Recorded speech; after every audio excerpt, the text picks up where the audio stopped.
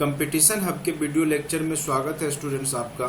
और आज मैं आपको पढ़ाने जा रहा हूँ चाइल्ड डेवलपमेंट से रिलेटेड कुछ जानकारियाँ आपको देना चाह रहा हूँ। मैं अभी जस्ट बिहार टीईटी आने वाला ही है एग्ज़ाम, और उसमें यहाँ से 30 क्वेश्चंस आएंगे स्टूडेंट्स। तो अगर आप थोड़ा सा चाइल्ड डेवलपमेंट से रिलेटेड अगर कॉन्सेप्ट क्लियर कर लेते हैं तो आपको 30 नंबर स्कोर करने में आसानी होगी। एक्चुअली देखिए स्टूडेंट्स, ये जो चाइल्ड डेवलपमेंट्स के जो क्वेश्चन होते हैं वो थोड़ा सा आपको कॉमन सेंस भी लगाना पड़ेगा यहाँ पे। और जो भी मैं कॉन्सेप्ट अभी थ्योरी जो भी दूंगा वहाँ से भी क्वेश्चंस आने की संभावना होगी, और थोड़ा सा आप अपने आप में कॉमन सेंस लगा के भी ये क्वेश्चन सॉल्व कर सकते हैं। तो आज मैं आपको पढ़ाने जा रहा हूँ चाइल्ड डेवलपमेंट। तो डेवलपमेंट का मतलब ही होता है विकास, और विकास का जो परिभाषा और भी दिए हैं जो भी चाइल्ड डेवलपमेंट से रिलेटेड जो भी थिंकर्स हैं। तो विकास की अवधारणा एवं इसका अधिगम से संबंध। अधिगम होता है कि स्टूडेंट्स सामग्री से रिलेटेड होता है। विकास की अवधारणा एवं इसका अधिगम से संबंध क्या है इसके बारे में मैं बताऊंगा। विकास एक सार्वभौमिक प्रक्रिया है जो जन्म से लेकर जीवन पर्यंत तक अविराम होता रहता है। स्टूडेंट्स, आप जब या कोई भी मनुष्य इस भ्रूण की अवस्था से ही अपने विकास डेवलपमेंट का कार्य करने लगता है, जब तक वो धरती पे आता भी नहीं है, यानी माँ के गर्भ से ही वो डेवलपमेंट का कार्य करने लगता है। तो इसके अंतर्गत जो विकास के अंतर्गत बहुत सारे जो शाखाएं हैं इसके, जैसे शारीरिक है, मानसिक, सामाजिक और संवेदनात्मक जो परिवर्तन सम्मिलित होते हैं वो सारे विकास के अंतर्गत आते हैं। कोई जरूरी नहीं है कि सिर्फ शारीरिक ही हो विकास, वो विकास मानसिक भी हो सकता है, सामाजिक विकास भी हो सकता है। तो बहुत प्रकार से विकास होता है मनुष्य के जीवन में। और मनुष्य जीवन पर्यंत यानी जब से जन्म लेता है और जब मृत्यु को प्राप्त होता है, इस दरमियान वो हर हमेशा मरते दम तक विकास करते रहता है। किसी न किसी रूप में, मानसिक रूप से, शारीरिक रूप से उसका विकास डेवलपमेंट का कार्य होते रहता है। तो यहाँ पे स्टूडेंट्स विकास से जो रिलेटेड है, जो डेवलपमेंट से रिलेटेड जो क्वेश्चंस आएंगे एग्जाम में, तो उसको आप ध्यान से सुनिए और क्लियर करने का प्रयास कीजिए।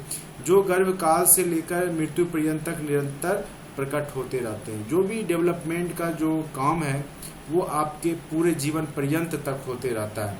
एक मुनरो थिंकर थे, उनके अनुसार विकास परिवर्तन श्रृंखला की वह अवस्था है जिसमें बच्चा भ्रूण अवस्था से लेकर प्रौढ़ा अवस्था तक गुजरता है।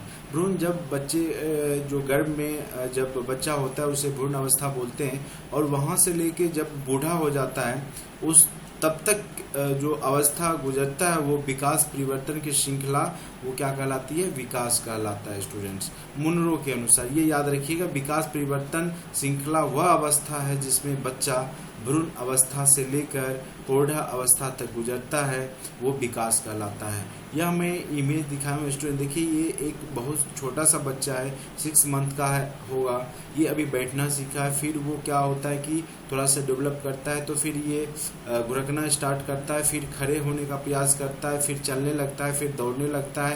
फिर देखिए किस प्रकार से बच्चे का डेवलपमेंट हुआ है। तो ये तो शारीरिक विकास है, साथ साथ इसकी मानसिक विकास भी बढ़ती रहती है। तो विकास जो है वो होते रहता है निरंतर, जब तक कोई भी मनुष्य मृत्यु को नहीं प्राप्त हो जाता है तब तक उसमें विकास लगातार होते रहती है स्टूडेंट्स।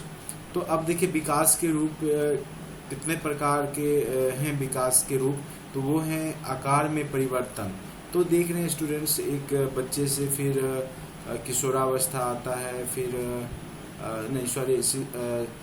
एक सबसे पहले शिशु अवस्था होता है, फिर आपका बाल्यावस्था होता है, फिर किशोरावस्था होता है, फिर यौवन होता है, फिर मतलब इस तरीक़ा से मनुष्य की अवस्थाएं बढ़ती जाती है। देखिए यहाँ पे सारी अवस्थाएं, लास्ट में प्रौढ़ावस्था है जब वृद्ध हो जाता है। तो ये आकार में परिवर्तन है स्टूडेंट्स। देखिए वृद्ध में भी आकार में परिवर्तन हो रहा है, धीरे धीरे जो भी फैलाव है शरीर का संकुचित होते जाता है। तो ये मृत्यु पर्यंत तक ये विकास चलते रहता है। अनुपात में परिवर्तन, चेंज इन प्रोपोर्शन, पुरानी रूपरेखा में परिवर्तन और नए गुणों की प्राप्ति। मनुष्य जो है हर हमेशा नए गुण प्राप्त करते रहता है। मृत्यु पर्यंत तक। जैसे पहला है आपका टॉपिक आकार में परिवर्तन। तो देखिए, आकार में जो परिवर्तन है वो शारीरिक विकास क्रम में निरंतर शरीर के आकार में परिवर्तन होता रहता है। आकार में होने वाले परिवर्तनों को आसानी से देखा जा सकता है और सभी लोग देखते हैं कि बचपन में जो भी बच्चे होते हैं उसका साइज छोटा होता है, फिर धीरे धीरे जो उसकी एज बढ़ते जाता है वो विकास होते रहता है। तो ये है स्टूडेंट्स आकार में परिवर्तन। और दूसरा अनुपात में परिवर्तन। तो अनुपात में परिवर्तन क्या होता है स्टूडेंट्स, इसको समझने का प्रयास कीजिए। विकास क्रम में पहले आकारों में परिवर्तन होता है, लेकिन यह परिवर्तन अनुपातिक होता है। यानी ऐसा नहीं है कि ये परिवर्तन का अनुपात नहीं होता है, बिल्कुल अनुपातिक रूप से ही बढ़ता है। तो एक अवस्था जो मनुष्य का बढ़ता है बचपन से बच्चे से प्रौढ़ अवस्था की ओर, तो उसका जो अनुपात के हिसाब से ही उसमें परिवर्तन होता है। ये नहीं कि एकाएक मतलब विकास कर जाता है। तो सिलसिलेवार ढंग से अनुपातिक रूप से वो विकास होता है। प्राणी के शरीर के सभी अंग विकसित नहीं होते हैं और न ही उनमें एक साथ परिपक्वता आती है, अतः सभी अंगों के विकास का एक निश्चित अनुपात नहीं होता है। और जो शिशावस्था में बालक जो है स्वकेंद्रित होता है, जबकि बाल्यावस्था में आप देखते हैं कि वो आसपास के वातावरण और व्यक्तियों में रुचि लेने लगता है। आप देखते होंगे जो शिशावस्था होती है तो उसमें बच्चा सोने और अपने खुद में वो रमा रहता है, लेकिन जो वो थोड़ा सा बाल्यावस्था की ओर जाता है तो आप देखते होंगे कि वो आसपास के वातावरण में रुचि लेने लगता है, व्यक्तियों में रुचि लेने लगता है। ये अनुपात में परिवर्तन का सबसे अच्छा एग्जाम्पल है। उसके बाद है आपका पुरानी रूपरेखा में परिवर्तन। तो देखिए स्टूडेंट्स, जो प्राणी के विकास के क्रम में नवीन विशेषताओं का उदय होने से पूर्व पुरानी विशेषताओं का लुप्त हो जाता है। जैसे मान लीजिए आप देखते हैं बचपन में जो दांत उगते हैं, दूध वाले दांत नहीं, वो समाप्त होते हैं तो फिर नए दांत आ जाते हैं। बचपन के बाद दांत समाप्त होने पे क्या होता है कि मतलब फिर नए दांत आ जाते हैं। अगर आपके बचपन में ध्वनियाँ स्पष्ट नहीं है तो जो आप बढ़ते हैं तो जो क्लियरिटी होता है वो बोलने का वो बढ़ जाता है, वो सही हो जाता है। अगर बचपन में आप खिसकते हैं तो फिर घुटनों के बल चलना शुरू हो जाता है, फिर रोना चिल्लाना ये सब आदि गुण जो है धीरे धीरे समाप्त हो जाता है। तो कहने का मतलब है जो पुरानी रूपरेखा में परिवर्तन होते रहता है स्टूडेंट्स, इस चीज़ को दिमाग में एडजस्ट कर लीजिए। जैसे मान लीजिए कि बचपन में आप रोते हैं, या आप देखते होंगे कि बच्चे लोग ज़्यादा रोते हैं, फिर हंसते भी हैं छोटी छोटी बातों के लिए, लेकिन वो धीरे धीरे जो क्या होता है कि उसमें परिवर्तन आता है। जैसे आप मान लीजिए शारीरिक रूप से देख लीजिए कि बच्चे बचपन में खिसकते हैं, फिर थोड़ा थोड़ा अपने पैर के बल खड़े होते हैं, फिर चलना स्टार्ट करते हैं, फिर वो दौड़ने लगते हैं, लेकिन फिर बाद में वो खिसकते नहीं हैं। उस अवस्था को क्या होता है कि वो भूल जाते हैं। तो पुरानी रूपरेखा में परिवर्तन हो जाता है, फिर वो पुरानी अवस्था की ओर नहीं लौटते हैं। ठीक है स्टूडेंट्स, तो ये है पुरानी रूपरेखा में परिवर्तन। तो ये भी विकास का ही रूप है। नए गुणों की प्राप्ति। तो विकास के क्रम में जहाँ एक तरफ पुरानी रूपरेखा में परिवर्तन होता है तो वहीं उसके स्थान पे एक नया गुण प्राप्त कर लेते हैं। जैसे अगर आपका दूध के दांत टूटते हैं बच्चे लोगों का, तो फिर वो नया दांत निकल जाता है, फिर स्पष्ट उच्चारण करना शुरू कर देते हैं, उछलना कूदना और भागने दौड़ने की क्षमताओं का विकास हो जाता है जो बढ़ते जाता है। तो ये विकास क्रम में नए गुण के रूप में ये प्राप्त होते रहते हैं। तो नए गुण की प्राप्ति विकास के रूप में मनुष्य के जीवन में होते रहता है। अब देखिए स्टूडेंट्स, विकास को प्रभावित करने वाले कारक कौन कौन से हैं? तो बहुत सारे कारक हैं जो कि विकास को प्रभावित करते हैं, जैसे वंशानुक्रम। देखिए हेरिडिटी भी एक बहुत इम्पोर्टेंट कारक है विकास को प्रभावित करने में। जिस प्रकार से मतलब जिसका जीन जिस प्रकार से रहता है उस प्रकार से उसका बॉडी स्ट्रक्चर बच्चे का तैयार होता है। फिर आगे उसी अपने माँ बाप के अनुसार ही, अगर माँ बाप लंबे हैं तो बच्चे भी लंबे होने की संभावना होती है, तो गोरे हैं तो गोरे ही होते हैं बच्चे। तो ये सब जो हेरिडिटी जो है जीन, ये वंशानुगत आगे क्रम में बढ़ते जाता है, जो कि विकास को भी प्रभावित करता है। तो ये जो बोले डिक मेयर, एक हेरिडिटी के बारे में बताया था उन्होंने, डिक मेयर, याद रखिएगा 1965 ईस्वी में। वंशानुगत का कारक वे जन्मजात विशेषताएं हैं जो बालक में जन्म के समय ही से ही पाए जाते हैं। तो वंशानुगत जो कारक है वो जन्मजात विशेषताएं हैं जो बालक में जन्म के समय से ही पाए जाते हैं। प्राणी के विकास में वंशानुगत शक्तियां जो प्रधान तत्व होने के कारण प्राणी के मौलिक स्वभाव और उनके जीवन चक्र की गति को नियंत्रित करती है।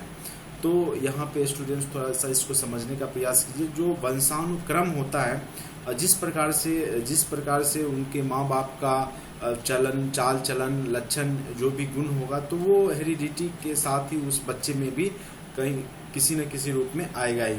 जैसे प्राणी का रंग, रूप, लंबाई, शारीरिक विशेषताएं, बुद्धि, स्मृति तथा और भी अन्य मानसिक योग्यताएं का निर्धारण जो होता है स्टूडेंट्स वंशानुक्रम के आधार पे होता है। तो ये भी विकास को बहुत प्रभावित करता है। वंशानुक्रम की जिस प्रकार से उसके माँ बाप बुद्धि, विवेक और लंबाई जिस प्रकार से होता है तो बच्चे में भी उस प्रकार से होने की होता ही है, उसी प्रकार का होता है, जेनेटिक गुण आते हैं। तो ये वंशानुक्रम विकास हेरिडिटी पे भी डिपेंड करता है। दूसरा है वातावरण। जिस वातावरण में, इन्वायरमेंट में लोग रहते हैं उस प्रकार से शारीरिक, मानसिक और जो भी कह लीजिए बुद्धिक जो इंटेलिजेंस है उसका विकास वो वातावरण के अनुसार भी होता है। अगर मान लीजिए अगर कोई भी इंडिया का बच्चा अगर इंग्लैंड में छोड़ दिया जाए तो वहाँ पे वो अंग्रेजी सीख लेता है, तो वो वातावरण के अनुसार वो वहाँ पे डेवलपमेंट करता है। अगर वातावरण मानसून पे भी डिपेंड करता है, अगर वहाँ का वातावरण अच्छा होगा तो बच्चे लंबे तगड़े हिस्ट पुष्ट होंगे। तो वातावरण का प्रभाव कहीं ना कहीं बच्चे के विकास पे पड़ता ही पड़ता है। तो ये भी वातावरण से रिलेटेड हो गया स्टूडेंट्स, आप समझ गए होंगे। आहार, तो देखिए स्टूडेंट्स आहार बहुत, न्यूट्रिशन जो है बहुत इम्पोर्टेंट चीज़ है बच्चे के विकास के लिए। जैसे बच्चे को बचपन में माँ का दूध चाहिए होता है तो लगभग बोला जाता है कि कम से कम माँ का दूध 6 महीने तक बच्चे को ज़रूर पिलाना चाहिए।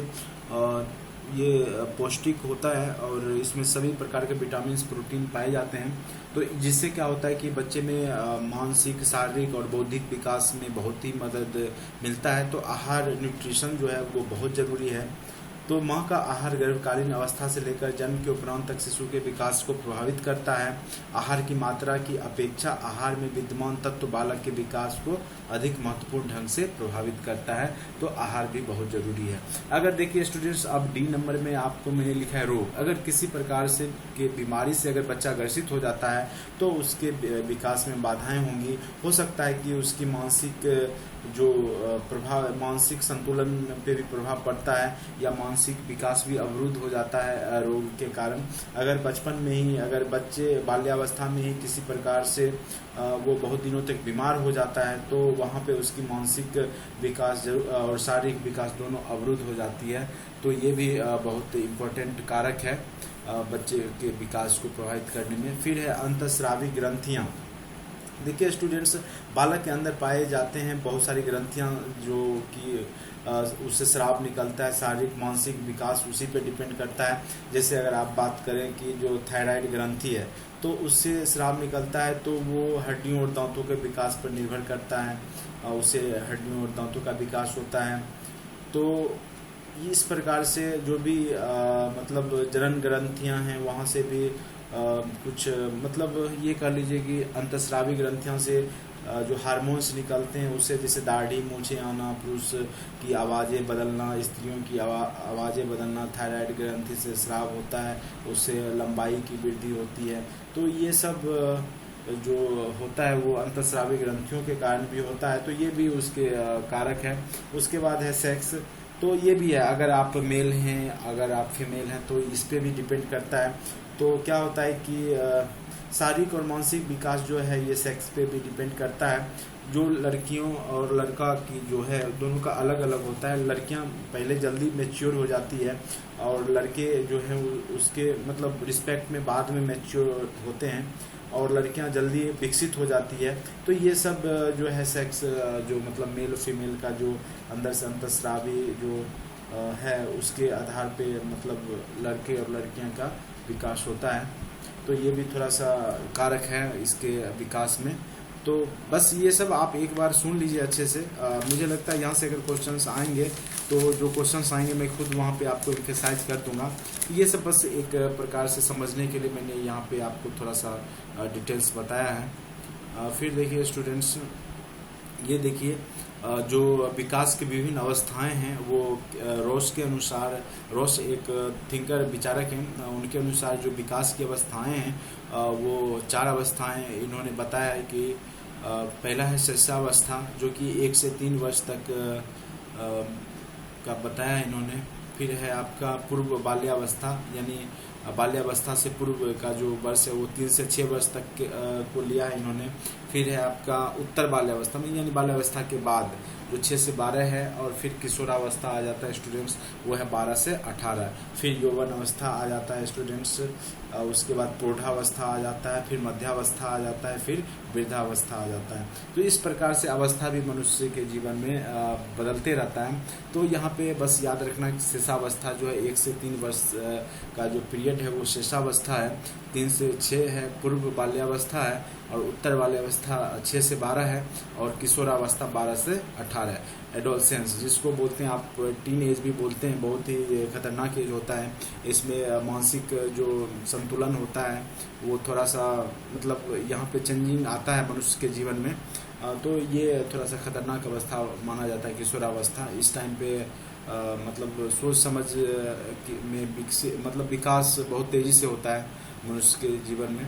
तो ये किशोरावस्था है, 12 से 18 वर्ष के बीच का जो एज है वो किशोरावस्था के अंतर्गत रखा गया है।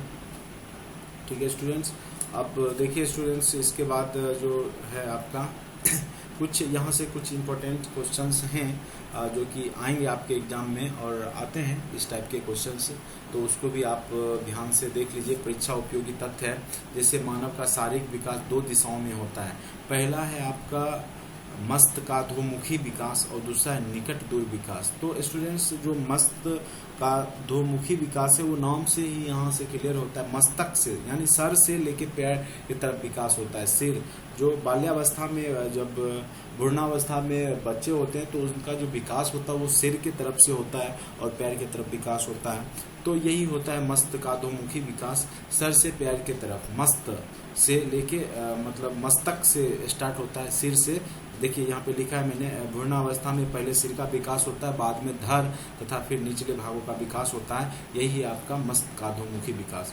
फिर है निकट दूर विकास क्रम। निकट दूर विकास क्रम में क्या होता है स्टूडेंट, जैसे आप जो विकास होता है बाद में जब किशोरावस्था में, तो शारीरिक विकास पहले केंद्रीय भागों में प्रारंभ होता है, पेट में प्रारंभ होगा, फिर उससे निकल के दूर भागों में होता है। तो ये होता है निकट दूर विकास क्रम। ठीक है स्टूडेंट्स, फिर है शरीर के विभिन्न अंगों के विकास की गति समान नहीं होती है, सभी अंग अपने अनुसार वृद्धि करते हैं। स्टूडेंट्स सभी का विकास का जो स्पीड है या विकास की गति वो समान नहीं है। जैसे नाखून है, नाखून बाल, ये इनकी क्या है गति, बहुत तीव्र गति से ये वृद्धि करते हैं। लेकिन जो आपका जो लंबाई है, हाइट है, इसका भी लिमिट है कि आप एक निश्चित लंबाई तक ही बढ़ते हैं। तो ये जो शरीर का अंगों का जो विकास होता है उसकी गति समान नहीं होती है और सबका लिमिटेशन है। तो स्टूडेंट्स ये आप समझ ही रहे हैं यहाँ से। विकास परिपक्वता तथा शिक्षण दोनों का परिणाम होता है। जो आप में परिपक्वता आती है, धीरे धीरे आप क्या होते हैं, मैच्योर हो जाते हैं, नहीं, और शिक्षण दोनों का परिणाम होता है, डेवलपमेंट। तो ये स्टूडेंट्स ये थोड़ा सा याद रखिएगा। फिर है आपका शिशुअवस्था की प्रमुख विशेषताएं क्या हैं। तो यहाँ पे देखिए अपरिपक्वता मतलब अनमेच्योरिटी रहता है, कुछ भी मतलब उतना समझ बूझ की शक्ति नहीं होती है, जिद्दीपना रहता है। और उसके बाद है डिपेंडेंसी होता है, आप किसी पे डिपेंडेंट होते हैं। ये परिचितता यहाँ पे होना चाहिए था तो डिपेंडेंसी। उसके बाद संवेगशीलता है, व्यक्तिगत भिन्नता है, मतलब आप जो सोचेंगे सब लोगों के बारे में, यहाँ पे किसी के बारे में अलग अलग आप सोच सकते हैं। तो व्यक्तिगत जो भिन्नताएं हैं, तो आप अलग अलग से सब अवस्था के बच्चों का अलग अलग व्यक्तिगत भिन्नताएं होती है, विभिन्न प्रकार के सोच के होते हैं। तो यहाँ पे अनमेच्योरिटी रहता है, डिपेंडेंसी रहता है। तो ये सब प्रमुख विशेषताएं हैं। विकास में वृद्धि का तात्पर्य है बालकों में सीखने स्मरण तथा तर्क आदि की क्षमता में वृद्धि होना। यहाँ पे देखिए स्टूडेंट्स, ये याद रखना, विकास में वृद्धि का तात्पर्य है कि बालकों में सीखने, स्मरण तथा तर्क आदि की क्षमता में वृद्धि होना। विकास में वृद्धि का मतलब है कि स्टूडेंट्स, बालक जो सीखने की प्रवृत्ति होती है, याद करने की प्रवृत्ति होती है या तर्क वितर्क करते रहते हैं, तो यानी उसके विकास में वृद्धि हो रही होती है, तो उसे बोलते हैं विकास में वृद्धि। का तात्पर्य यही होता है कि बालकों में सीखने, स्मरण तथा तर्क में आदि की क्षमता में विकास होना। अब देखिए स्टूडेंट्स है, गर्भ में बालक को विकसित होने में कितना दिन लगता है, तो वो है स्टूडेंट्स 280 दिन। बहुत इंपॉर्टेंट क्वेश्चन है, पिछले बार टीईटी में आया था।